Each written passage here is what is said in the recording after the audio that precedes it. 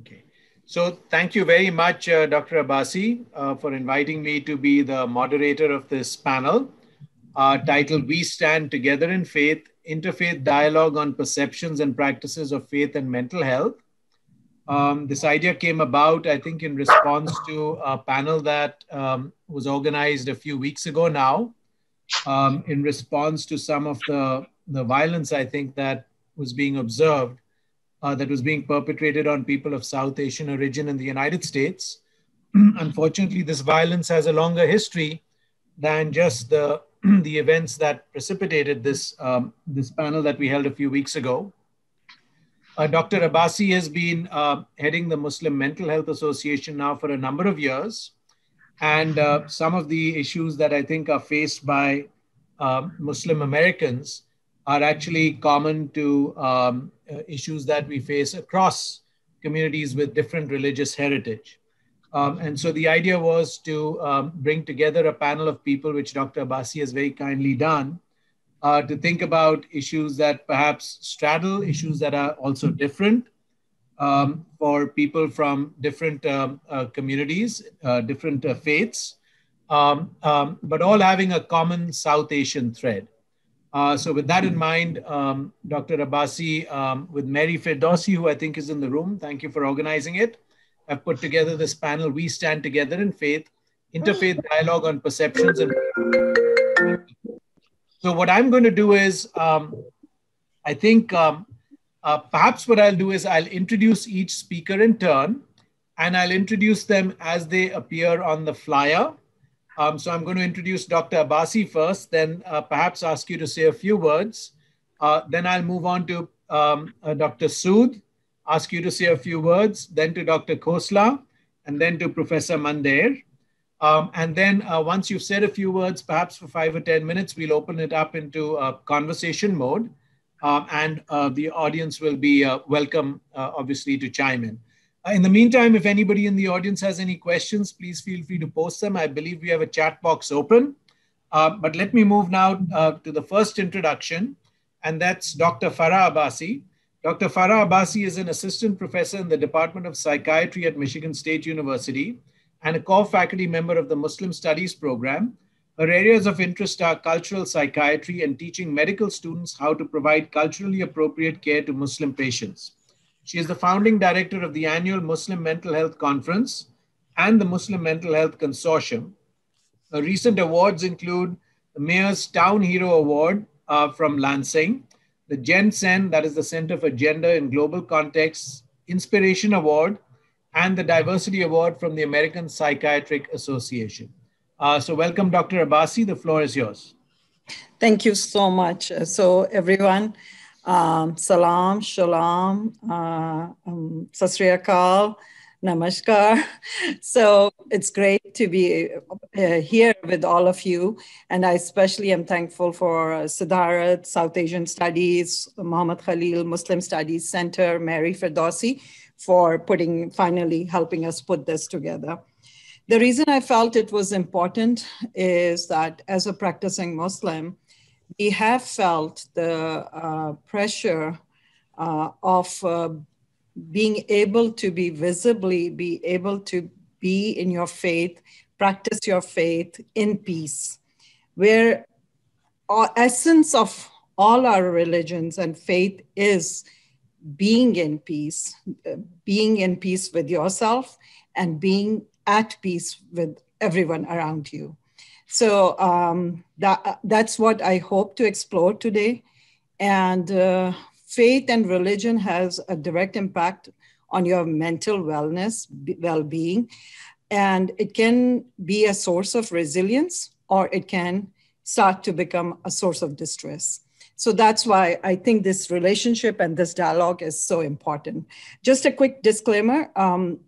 When we were putting this panel together, we wanted to focus on the majority religions that are being victimized or are being targeted. But it doesn't mean that subcontinent doesn't have other religious representations. We do have other major religions present in the South Asia, including Christianity, Judaism, Baha'i religion.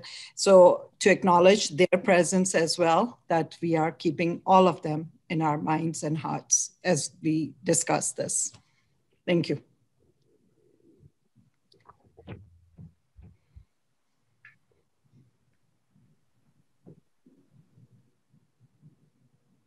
Give me just a moment. I'm having a connection problem. I'll be with you in just.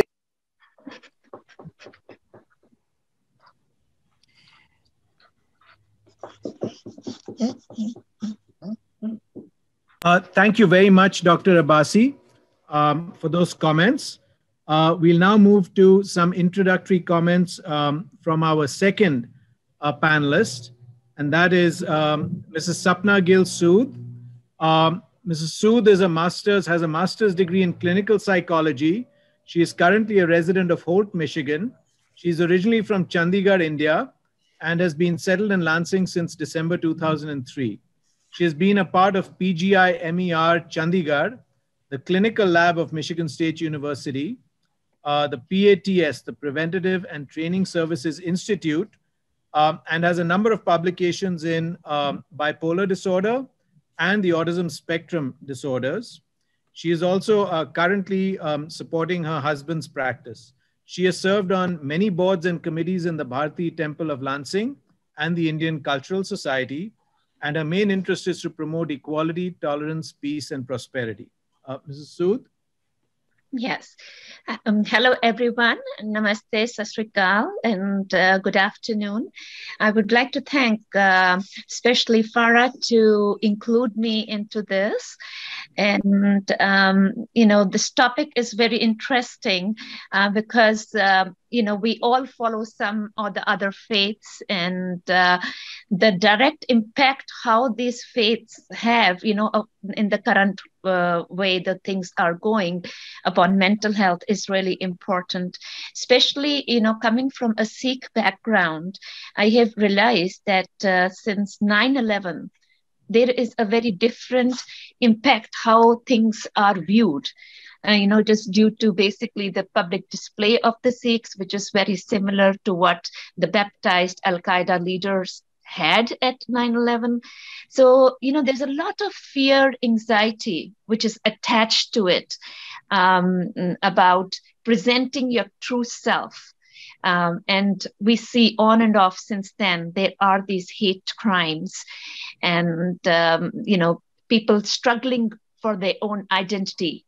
So I really feel that this interfaith dialogue is very, very important, where we all learn, the basic gist of this dialogue is to, learn tolerance towards other faiths, to, be a little more accepting and to understand, because the base of all faiths is one, that is equality, humanitarianism, and peace.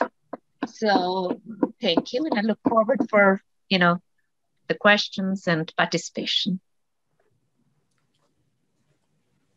Thank you very much for those introductory remarks, Ms. Sood. Let's move on to Shuchi Khosla. Dr. Shuchi Khosla serves as the Chief Psychiatry Resident at Michigan State University. She concurrently works as a consulting psychiatrist for the emergency department at Sparrow Hospital. Born and raised in India, she completed her medical school at Goa Medical before moving to Michigan for her residency. She has been awarded the American Psychiatric Association's SAMHSA Minority Fellowship for the year 2021-22 to continue her work related to combating stigma, advocacy of mental health, and culturally competent education on mental illness in the underserved immigrant communities from South and Central Asia. Dr. Khosla? Thank you, Siddharth. And is it Siddharth or Siddharth? I want to say Siddharth. It's Siddharth. Thank you. And your middle name, same as my dad's middle name. And the reason why I'm bringing it up is it kind of leads me into one of the two things I want to talk about. Identity and Cultural Conundrums. Hi, I'm Shuchi Khosla, and if you can say that right, that means you're already ahead of 90% of the people I meet every single day. So there's two things. Thanks, Dr. Abbasi, for organizing the panel, and Mary, and thank you all for getting me on here. Two things that I really like to talk about. One, identity. Who am I?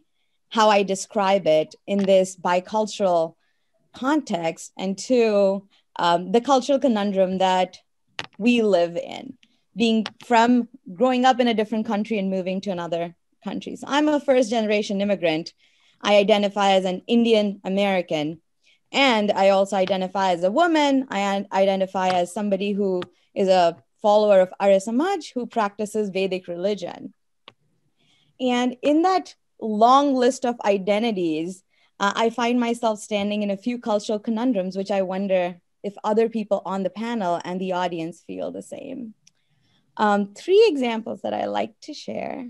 One, what do you say when you go to sleep?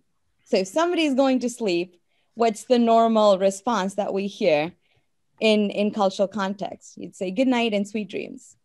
So I grew up in a Vedic household where at the age of 2.5, 3, you start learning Sanskrit and you start learning Havan mantra.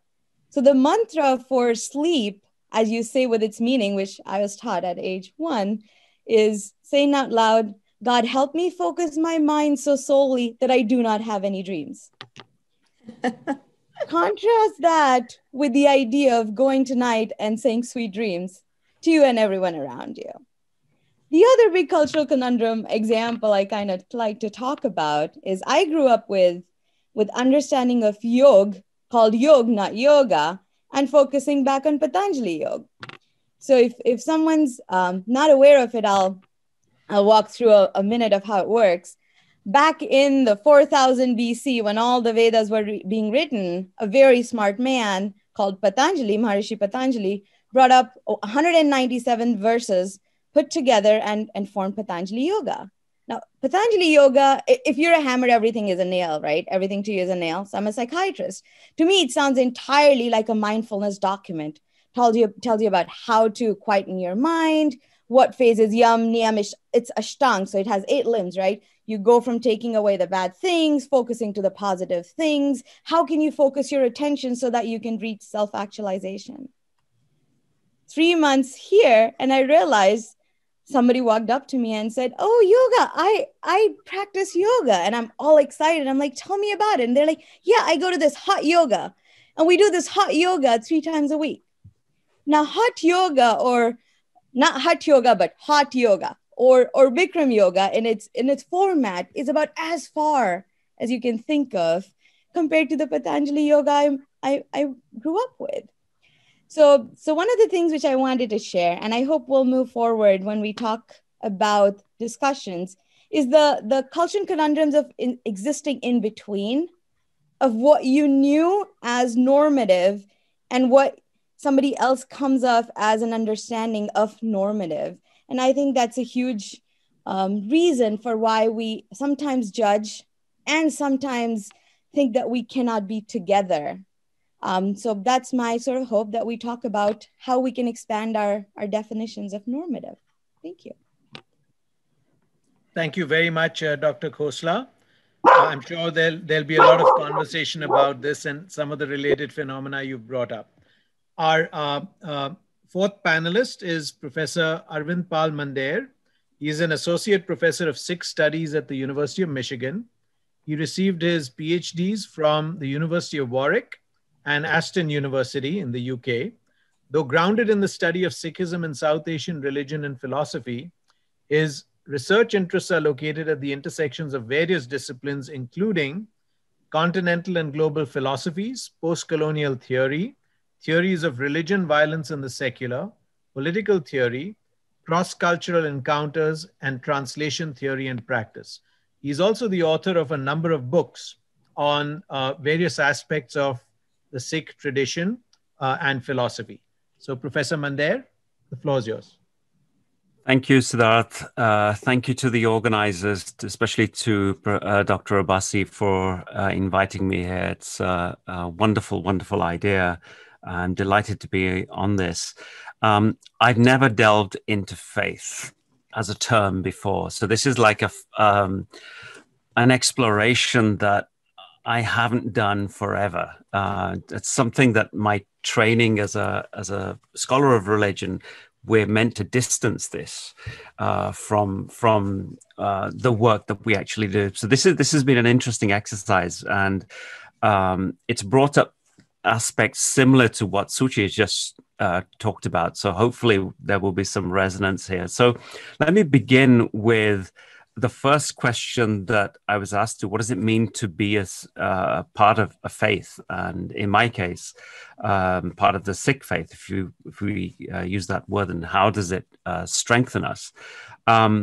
I'm going to go into some personal sort of observations here, and I'll try not to take more than about 5 minutes or so. So the word Sikh really means somebody who learns, or somebody who is a learner, somebody who is engaged on a path of constant learning.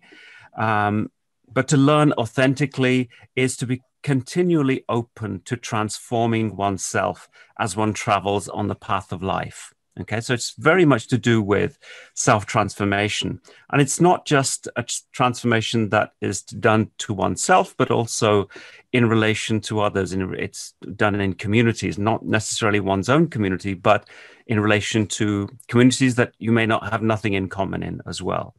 For me, it's taken a lifetime to learn this simple meaning. So when we talk about faith, it's impossible for me to separate faith also from the lived experience, the environment in which I grew up.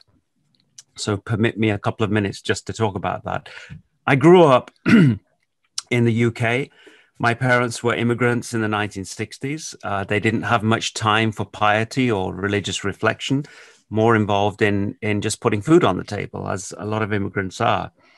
Until obviously much later in life, when they did embrace piety, religious reflection, spiritual reflection.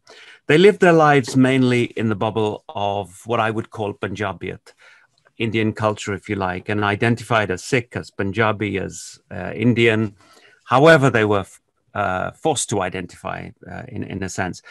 Unlike my parents, though, being a second generation Sikh, the early part of my childhood, my coming to age, my experience of faith was situated in a very different environment, which one could describe as a blending, as a syncretism of different religions. So I was between Christianity at school, Sikhism at home, and constantly moving in between one understanding and another, between different cultures, British secularism outside, Punjabiyat at home, or Sikh at home as well. And so, you know, being exposed to different cultural environments, to different traditions, to different shared experiences of language, of music, of spirituality, that's what Punjabiyat meant to us. And the early television programs at that time, catering to our surroundings, with our optimum talent and time, and then to be targeted for those beliefs is very hard to navigate. And as a Muslim right now, it is not only scary and anxiety provoking or in fear, not only for yourself, but anybody who sounds and look Muslim, which all of you can, right? So it's like the collective vicarious trauma, carrying that collective vicarious trauma, that every time incidents happen in any other religious setting or faith setting, or you kind of feel that trauma impacting you as well. So that is something I would like to ask my co-panelists. Is one thing is we all have traveled this journey through cultures, through personal challenges, have gotten to a place of who we are, being our authentic selves. But then how are you navigating this surrounding conflict, and how is it impacting you? So I would really appreciate if you guys share that. How is this trauma impacting you all? And how you are coping, staying within, true to your belief system, values, how you are coping with it. So I can open it up. We can start with Sapna, you wanna, or whoever wants to contribute right now. Sure. Thank you, Farha.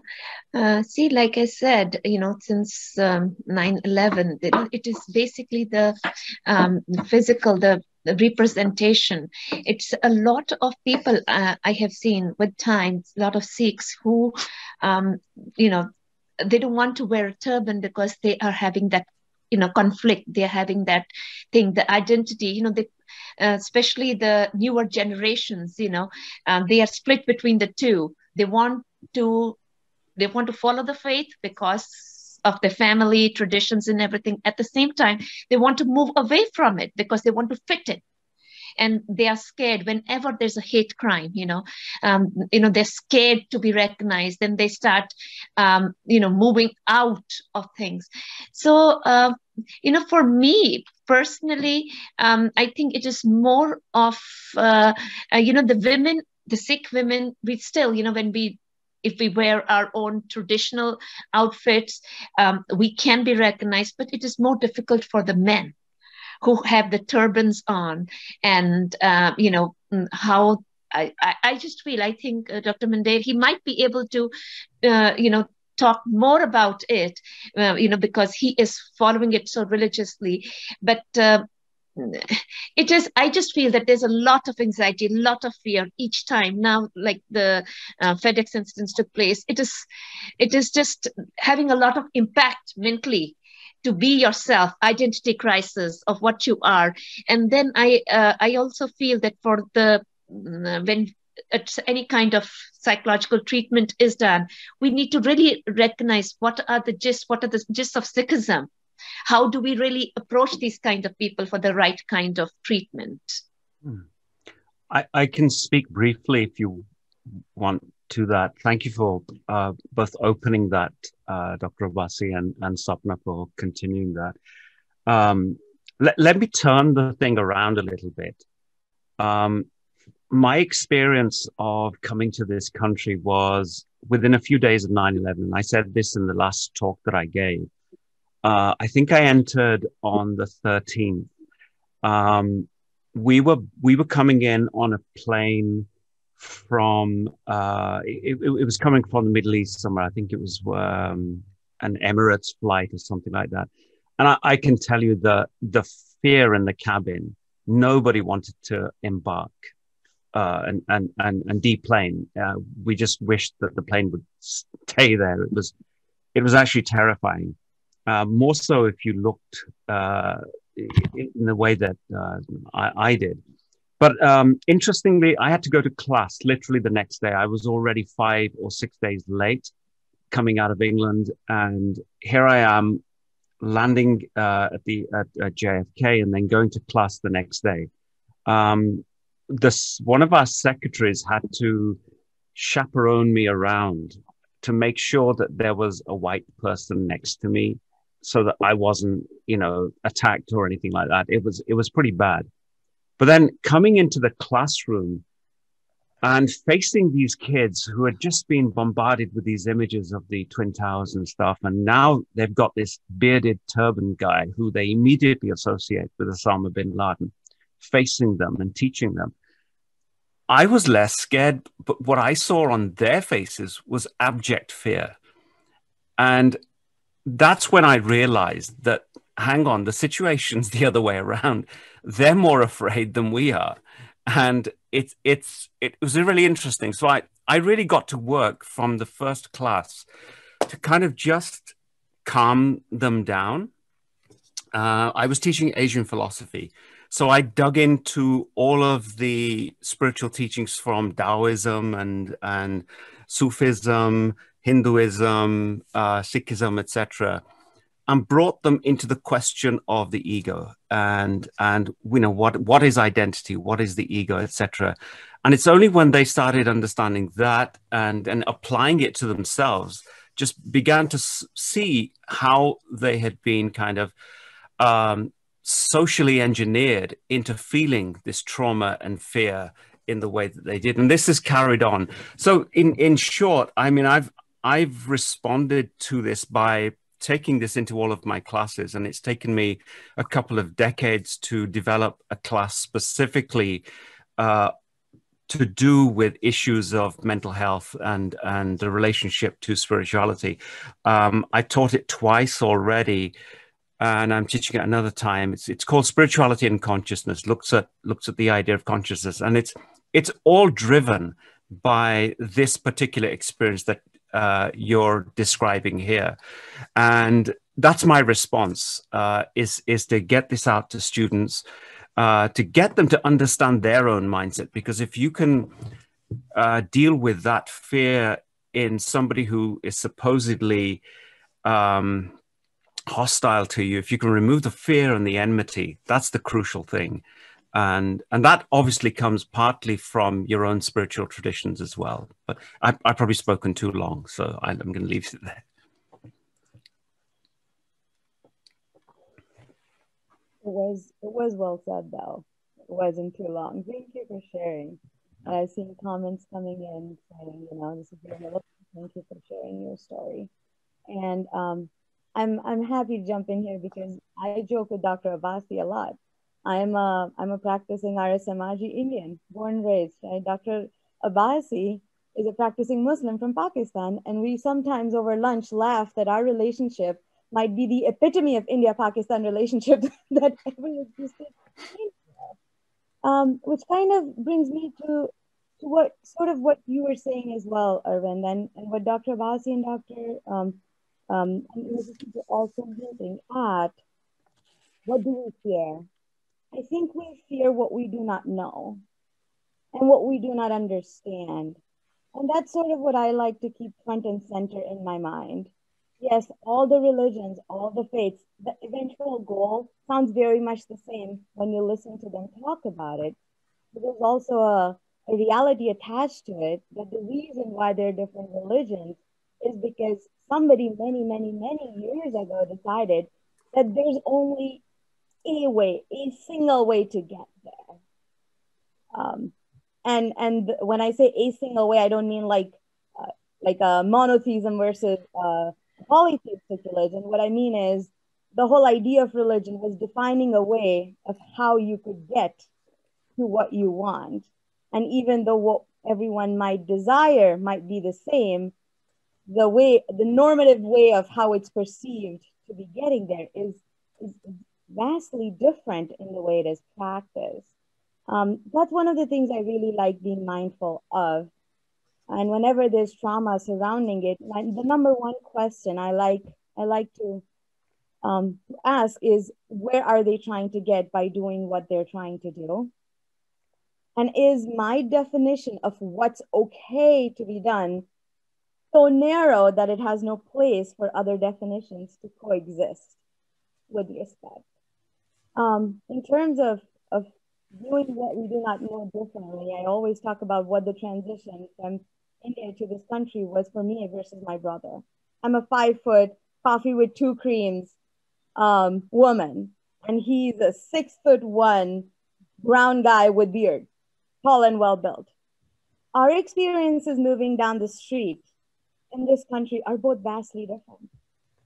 When he moved here, for the many, many years, and he went to Michigan State, and now he works and moves to different cities, he talks about the experience of being stared at pretty consistently, walking through the airports, walking down the street, being in towns that are don't have a lot of minority.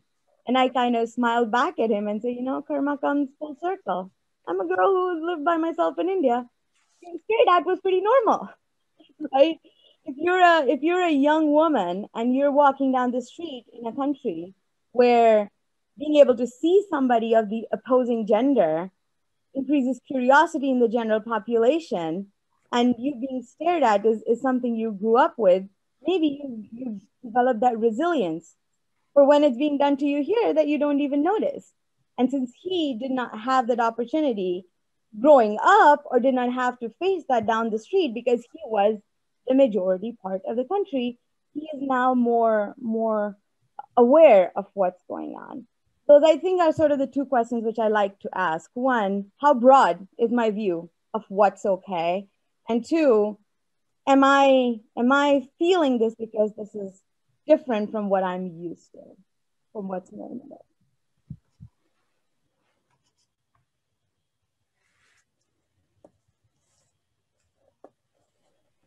So if I may jump in, these are really interesting observations. I just wanted to add a couple, of observations as somebody who's an immigrant, right, originally from India into the United States. And a lot of my research is on history. So I like to look at things from a very long perspective. And if you think about pretty much every one of the religious traditions that is represented here, right, they probably weren't around about 10,000 years ago, right? And this comes back to a theme that came up in the earlier panel of fluidity, right? I think the history of humanity is a history of fluidity, of physical fluidity. So we are constantly moving, right? Migration is a fact of human existence. If you ask anybody, almost anybody, anywhere in the world, right? Where did your ancestors come from? If you go far back enough in time, probably nobody's ancestors are from where they are currently located, right? So there's this history of physical fluidity. There is also a history, I think, of religious fluidity. If you look at, for example, Hinduism, right? What is Hinduism? Where do the traditions come from? They have been influenced repeatedly over thousands of years. There are many aspects of them that are what you might call almost foreign, or certainly come from what you would call other countries than the India as we know it today. They've been integrated into this tradition. There is no single Hinduism in India, just like there's no single Christianity in the United States. There are denominations and there are practices, and we see this in all religious traditions. You see it in Sikhism, you see it in Islam as well, right? So there is this constant evolution and fluidity. And there's a very, very good chance that your descendants, everybody here, if you have any or plan to have any, at some point of time, maybe 1,000 years into the future, will be practicing a totally different religious tradition, right? And so I think it's really important for us to view, I personally think, if we're going to have harmony, to view religion and religious practice as something that is not set in stone. It is constantly evolving. It is fluid. It will change. It's precious to us the way we were perhaps raised to view it. But what we view as precious to us may be the last thing that's, precious to somebody else 10,000 years down the line, who happens perhaps to be our own descendants, right? So I think the problem arises when religion becomes politicized, when it is used as a means of control. And I'm an economist, so my PhD is actually in economics, right? And one of the very interesting phenomena that we study in economics is the phenomenon of a monopoly, right? So if you own a firm and you want to make a lot of profit, right? The holy grail is attaining monopoly. Because if you have a monopoly, you can choose the price at which you sell. You can absolutely maximize your profits, right? And what you don't want is competition. Because if you are in a competitive market, it's going to whittle away at your profit margins. And there's only so much benefit you're going to be able to extract from whatever. I do view the politicization of religion and aspects of religious tradition that try to monopolize people who belong to those religions, and then to use them to advance these means, as being very similar to what happens in monopolies when we view them in economics. And to me, that perhaps, Farha, that's my attempt to answer your question about why we see all this violence. I think ultimately it becomes the act of people being monopolized, either willingly or unwillingly, and that is for somebody else to study because I'm not an expert in the field. But it is ultimately the act of the monopolization of people for the benefit either of themselves or of other people. So building on that, and I would like to hear from the audience too, but quickly building on that, what if we were not in competition with each other? That if we want to coexist, then it's not to I'm sorry. It's not to impact the other person's practice, but how do we create that space where we all can coexist without being in competition? Because one thing definitely, the violence actually has ended up unifying us more and has kind of made us look for those commonalities and the places and the points and opinions that could bring us together rather than further separate us. So my question to everyone is, what if we are not in competition with each other?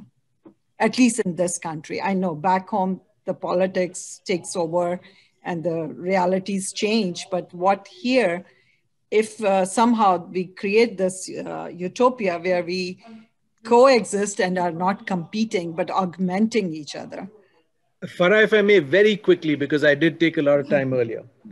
I think your question about competition is a word we use a lot in economics, right? Right. I'll answer it at the level at which I was trying to sort of, articulate my thoughts in the previous set of comments. Why is it? And this goes back, I think in a way to what Shuchi said earlier, right? About everybody trying to attain the same thing, perhaps through different methods. Why is it that I am not allowed to belong to more than one religion, right? Now, you may argue that some religions say you can belong to more than one religion. Why am I not allowed to belong to one religion, more than one religion? So that is where the competition starts. That is where the fault lines are created. And so long as you have those fault lines, you have people who remain vulnerable to manipulation by people for whom, they may claim they belong to a religious tradition, but the philosophy of the religion that they claim to belong to is probably the farthest thing on their minds, from their minds. So adding on to you, Farha, I feel here the role of the interfaith dialogues, opening them up, propagating them, plays a major role that we need to, for the coexistence, that we need to tolerate each other. We need to understand each other. The ultimate gist of all religions, all faiths is the same. I think that is more important, the dialogue, to be more propagated. And so that's what I feel. Yeah. If I can add to that very quickly, I think it's also requires each tradition, and every tradition has done this to a larger or a greater extent, but to move the self-projection or the projection of that tradition from externality to internality. In other words, I think if traditions can avoid projecting an external notion of the divine and focus on the divine as within, that internalization, which focuses on the self, it creates an immediate bridge between everybody. It becomes a human thing then, and not just a competition between different notions of God, which creates barriers, etc., which is one reason why people find it so difficult to belong to more than one tradition. I think, this is something that's happened in, especially in Asian traditions, generally from the Upanishads all the way down to modern Bhakti traditions, to Sufi traditions, etc., and others. I think that the focus should be on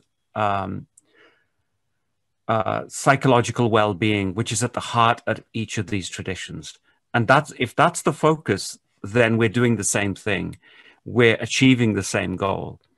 Otherwise, it's like literally measuring each other according to an external yardstick, which is going to create competition. So I think the focus needs to change. And I'm kind of practicing that in a course that I teach called What is Religion? Where most of my students are from the Lutheran or Catholic background, or they're Jews. I get very few Asian or other students. I occasionally get a few, and it's really playing with a kind of language that is accessible to, I think, psychological well-being. That's the trick here. And where I'm seeing the discourse of spirituality kind of moving, it's actually away from religion, more towards inner spirituality, which is the only way we can create an internal, a crossing between cultures. You have to kind of live this between different cultures.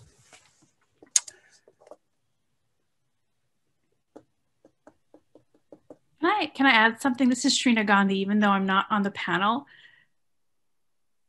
Sure, please go ahead. I just wanted to say there's some research that has been done on the British Census of India. There's a few articles on it, and I can look them up. But if you look at the British Census, when they first started doing it in the early 1800s, every 10 years, you would see that they would just ask, "What religion are you?" And you had people answering like, "I'm a Hindu Mohammedan," or answering the question that the British did not like. And so then later on, if you look at the late 1800s, when they were doing the census, they asked people, "Are you a Hindu, or are you a Muslim, or are you a Sikh, or are you a Christian?" Like, they asked very specific questions, because this idea of, religious purity, or the idea that you belong to one religion or practice in one way, very much came out of two things. One, the Spanish or the Catholic Inquisition, where they would, not only in Europe, but also in the Americas, punish people for blending religious traditions, especially the indigenous and the enslaved populations. And then the other thing, it came out of the Protestant Reformation, where Luther, as well as people post-Luther, were very beholden to this idea that you had to have not only just a Protestant identity, but an identity within one particular church. And that had to do a lot with the consolidation of power as well, not just this idea that there's just one way to communicate with divinity. So those ideas are very much were brought over to South Asia and other parts of the world that were colonized. So this idea of what I'm just trying to say is this idea of that we have to be one religion, or that there's competition between religions, is something that also has at least some roots in colonialism. Thank you. I would completely agree. That's a subject of my main monograph of 2009, which is Religion and the Spectre of the West. Basically, that what we call religion in South Asia acquired its blueprint from the Western colonial mindset, and it was essentially a Christian mindset. Even when it's secular, as the British pretended to be, it's still Christian through its secularism, and it creates an inside-outside opposition, through political theology and all sorts of different mechanisms, which we don't need to go into here. But you're absolutely right, Srina. I had a quick question. Hi, everyone. Can everyone hear me? Yeah. So my name is Hadiya. I'm a third-year medical student currently rotating through a psychiatry rotation in Ohio. And I've been thinking a lot about psychiatry and psychology as fields, and looking kind of into how they developed and such. And my own academic background is in religious studies. So my undergrad degree was in religion. And so I, to Dr. Mandair's kind of like last point, but also to anyone else, I know there are a couple of clinicians also on the panel. I was wondering if you had any comments on like psychiatry as what is like a secular field, but this kind of like what I think Dr. Mandair was mentioning, like this shifting of like spirituality being expressed in like more common psychiatric language, and like the integration of spirituality in like a biopsychosocial approach in psychiatry. Just any general comments like on this have just been on my mind, and I would love anyone's input on it. I can give you my experience with it because I'm trying to propagate faith-based mental health, which doesn't mean I'm teaching religion as such, but what I realized that especially practicing in this country, the fact that state and religion is separated kind of took away religion, spirituality, faith-based practices out of the medical curriculum.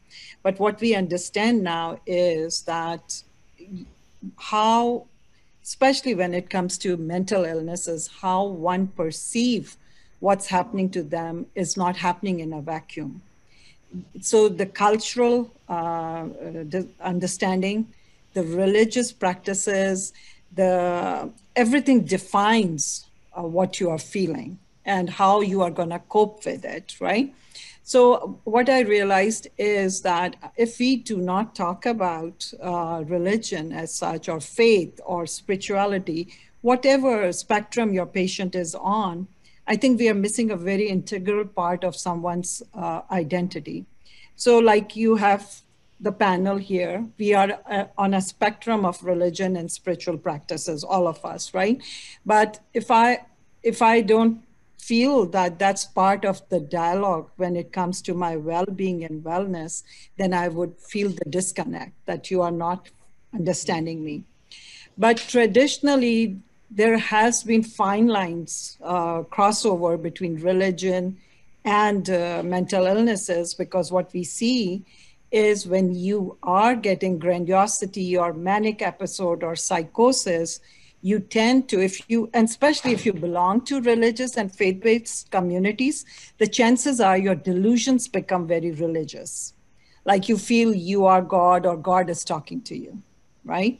So we see that happening, that there is a lot of, and other piece that we deal with is that somebody belonging to a faith community going through depression or a mental health crisis might feel it as a spiritual crisis, being forsaken by God, or that God is punishing them, or God is expecting them to persevere in silence and not access care.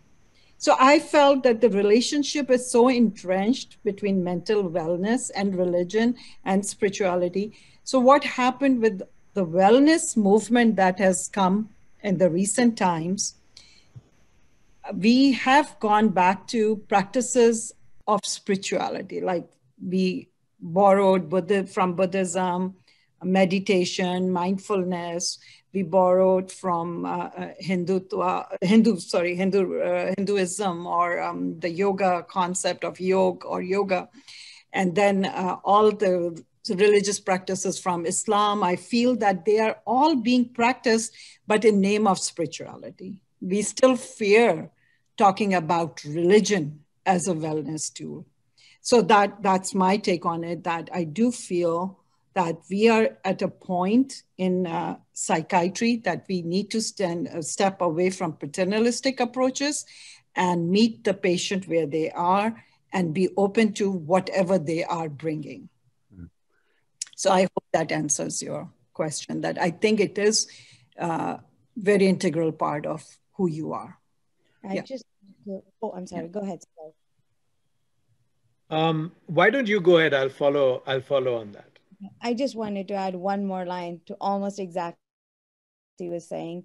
How important is religion as a psychiatrist to me?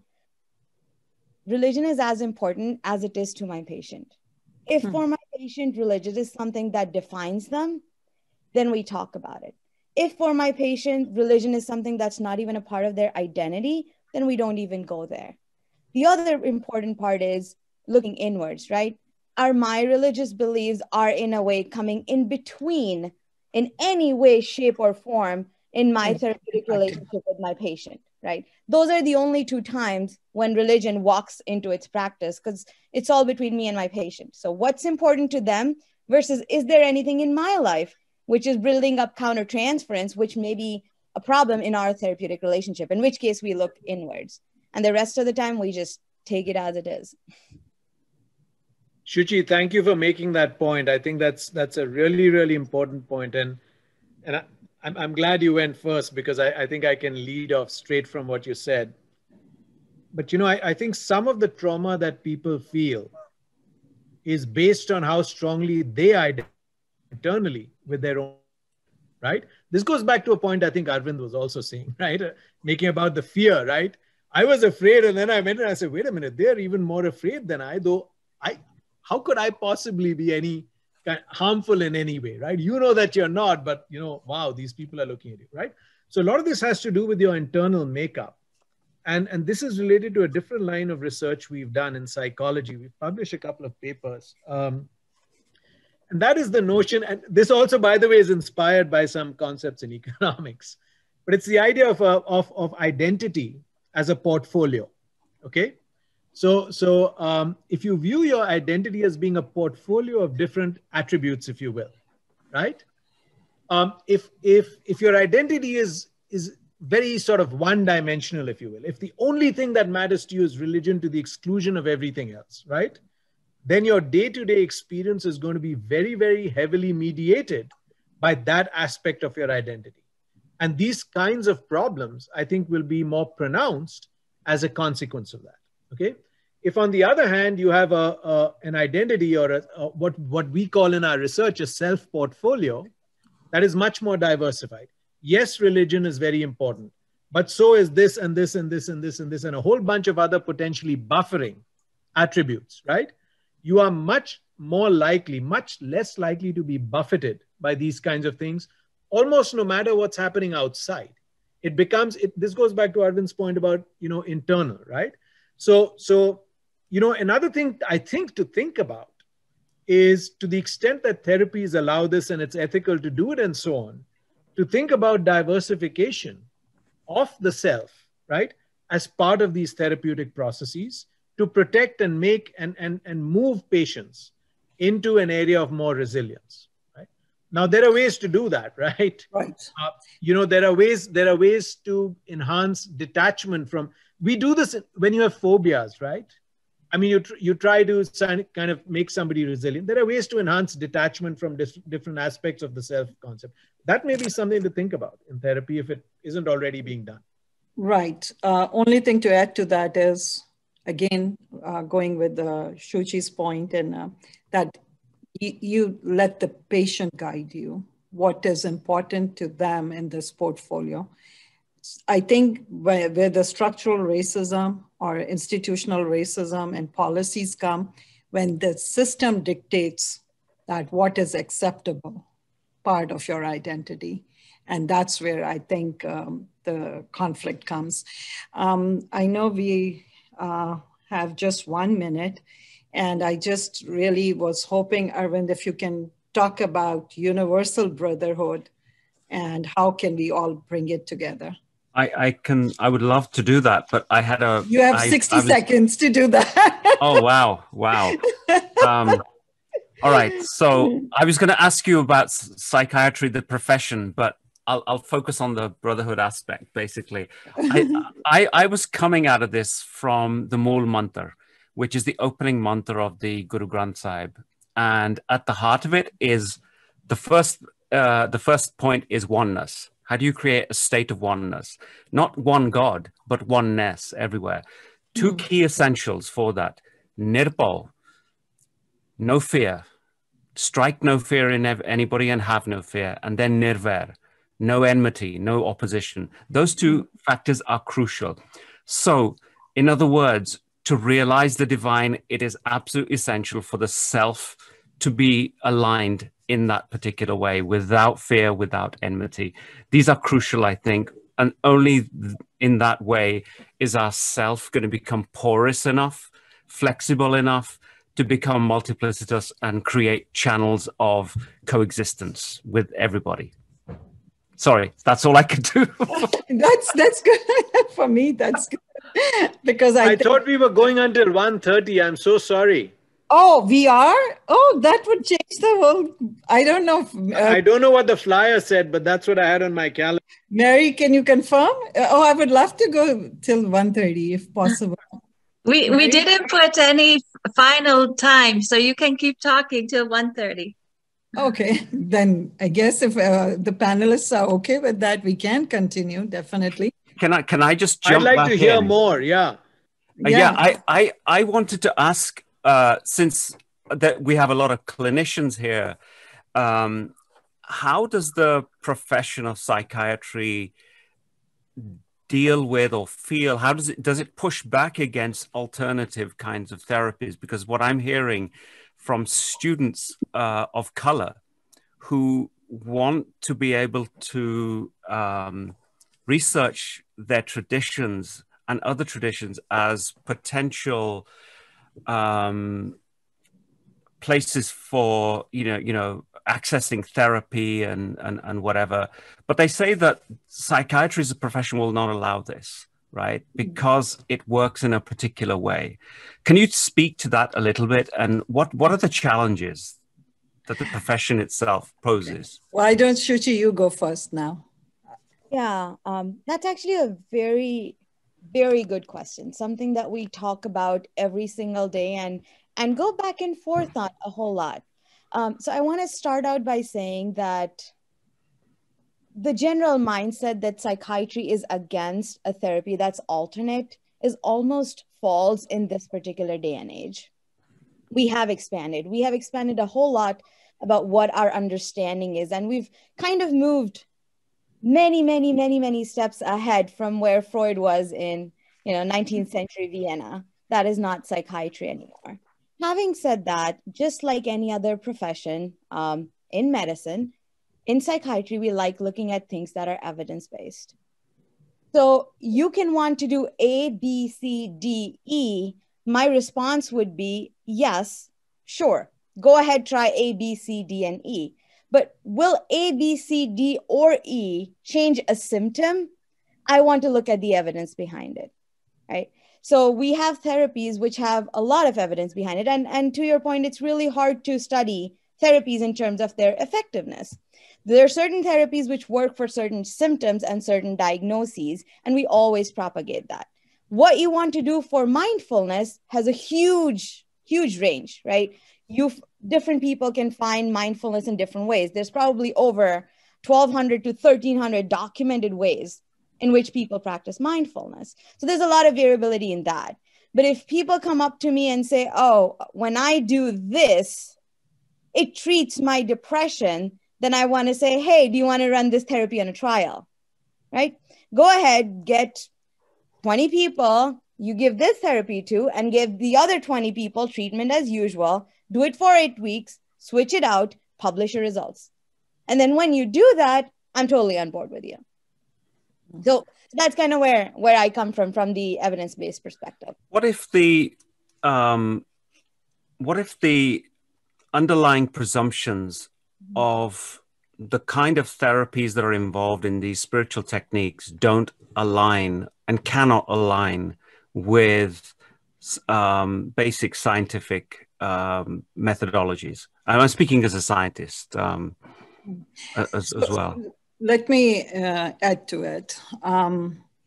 So we are walking a very fine line, right? Our goal becomes that we do want to bring in everything that can be beneficial to you till it's not having a harmful side effect, right?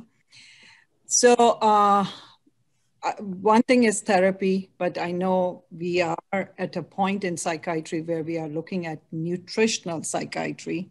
What you eat is having an impact. How you live your life has an impact, right? I do see a lot of alternative treatments coming in, like use of turmeric or probiotics. Those are something that we can include. But now, of course, we are also dealing with onslaught of things like, can I use cannabis for attention deficit disorder?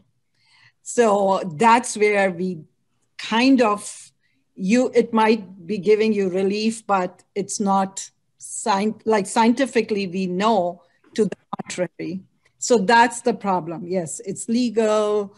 A lot of people find relief from it, but can we professionally, clinically say that it's going to benefit your ADD? In all fairness, it would be hard as a clinician. So I don't know what you're talking about, alternative therapy, what you mean. If it is going, like, let's say in our cultures from South Asia, going to the sage, having amulets with the Quranic or religious verses written and putting it in water and drinking it every day, or saying certain verses is going to improve my depression so I don't need meds.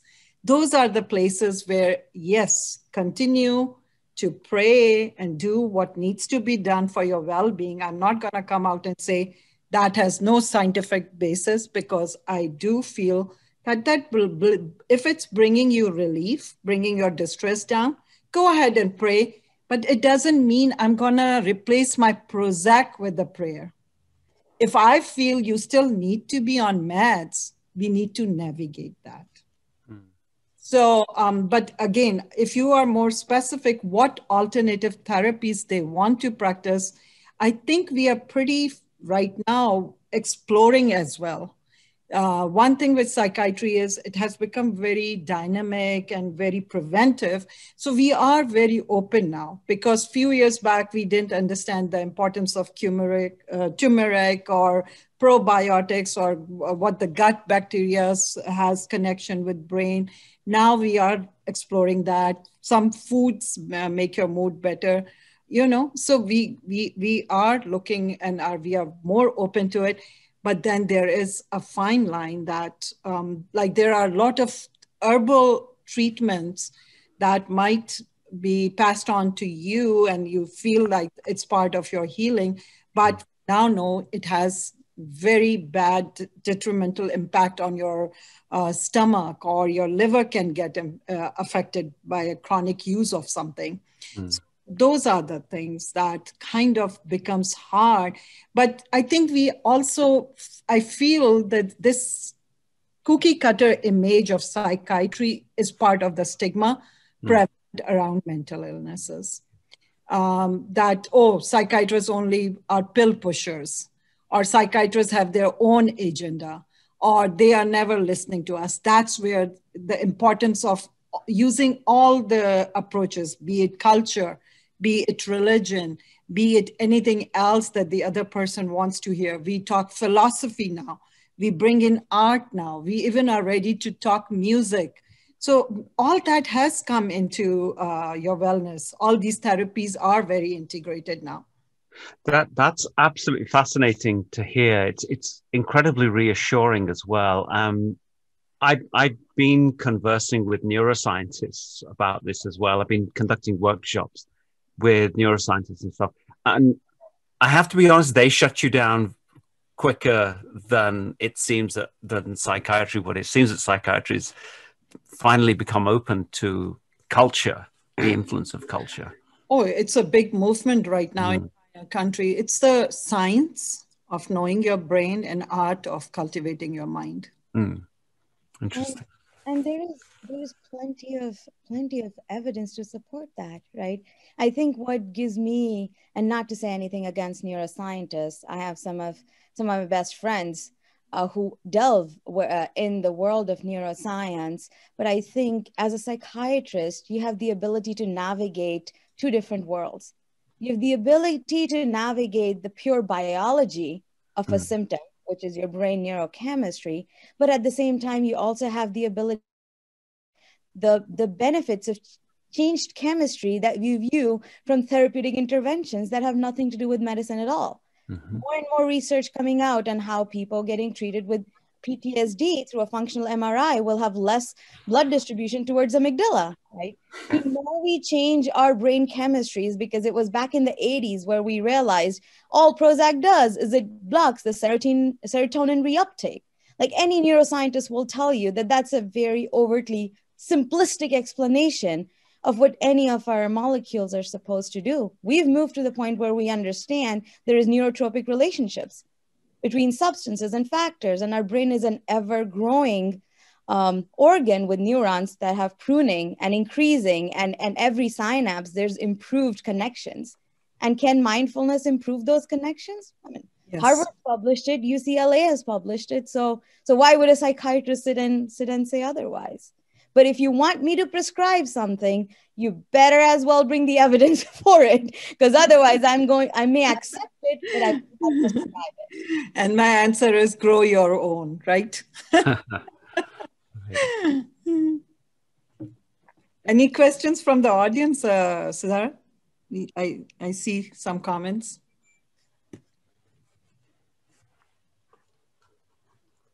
Yeah, so let me go down the chat box.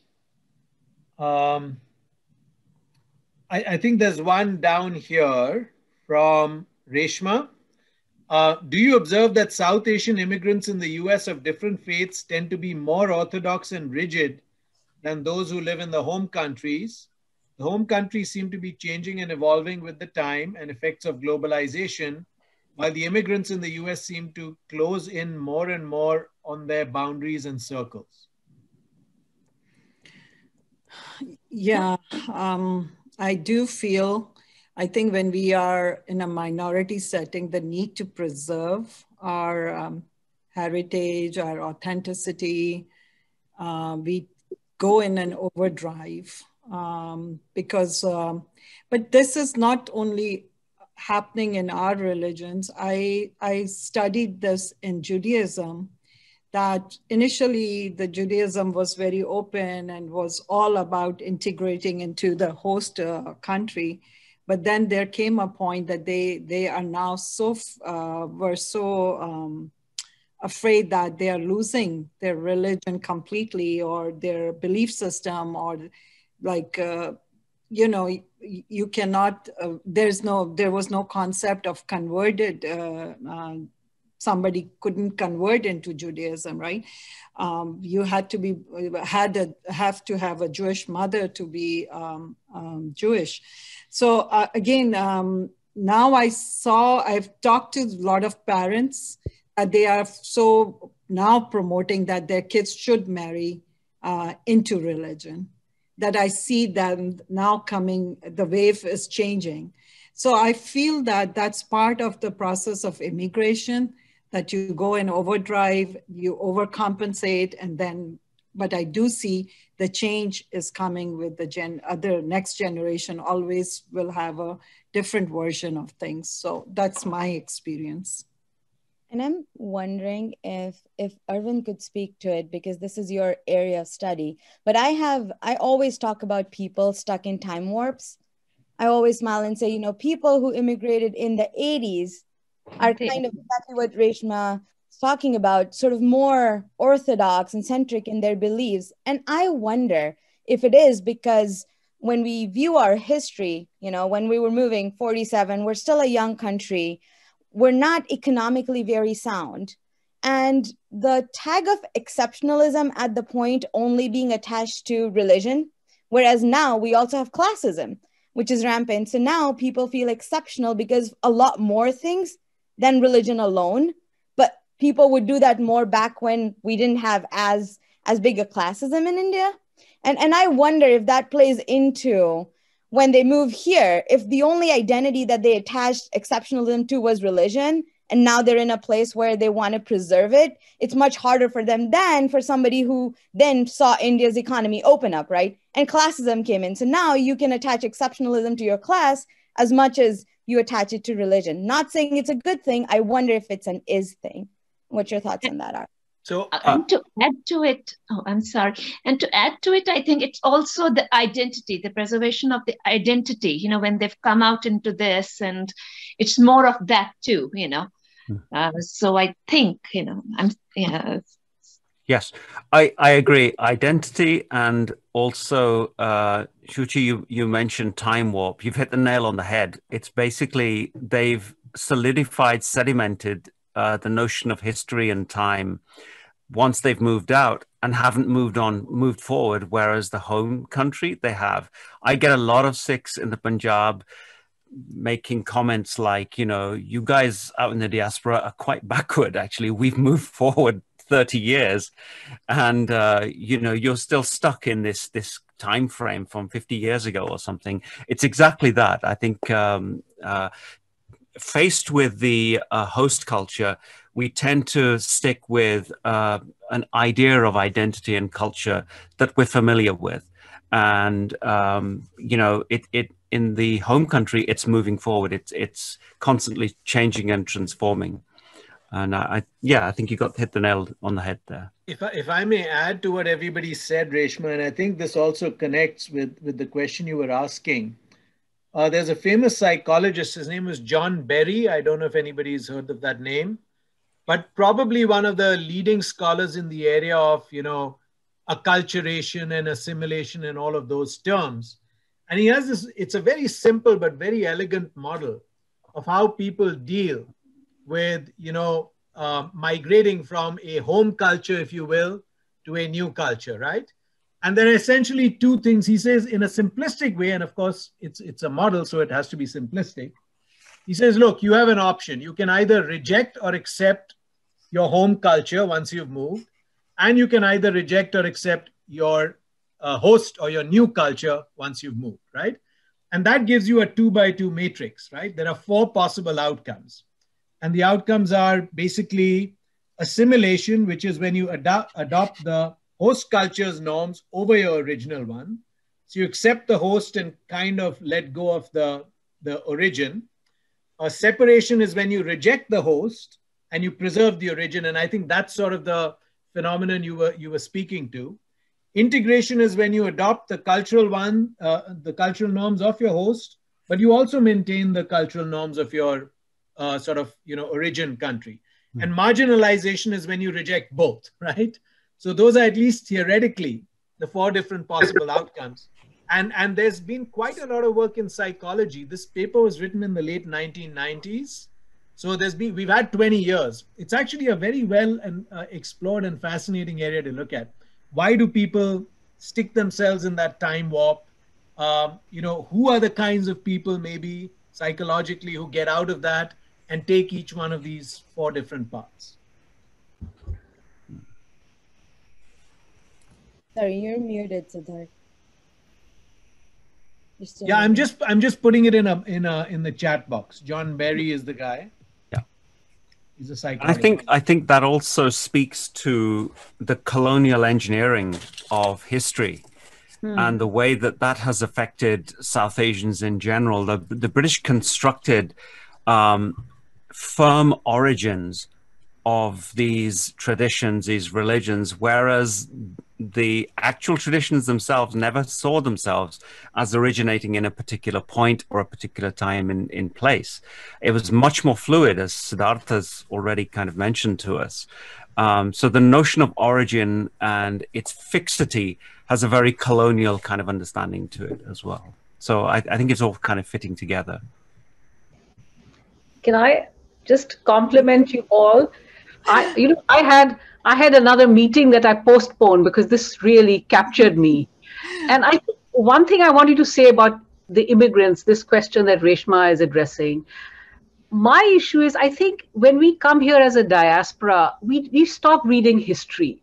So all this 19th century William Jones stuff, you know, this is something as immigrants we should read, we should teach in our classes. That we were constructed as Hindus and Muslims by the British. So I think that's something those of you like Siddharth who are like leaders of our community, you need to get the Indians to read more history. That's that's my and you know, when you were talking to, you know, when Farha and I have lunch, we don't think that we are, in fact, we think we are the same because we're speaking the same everything, you know. So I just wanted to thank you for a really nice, this is what summer vacations are for, is to listen to things like this.